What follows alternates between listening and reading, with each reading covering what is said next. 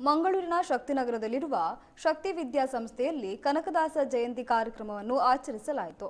ಕರ್ನಾಟಕ ಸಾಹಿತ್ಯ ಅಕಾಡೆಮಿಯ ಅಧ್ಯಕ್ಷರು ಹಾಗೂ ಮೈಸೂರು ಮಹಾರಾಣಿ ಕಾಲೇಜಿನ ಕನ್ನಡ ವಿಭಾಗದ ಪ್ರಾಧ್ಯಾಪಕ ಡಾಕ್ಟರ್ ಬಿ.ವಿ. ವಸಂತಕುಮಾರ್ ಅವರು ಕಾರ್ಯಕ್ರಮವನ್ನು ಉದ್ಘಾಟಿಸಿದರು.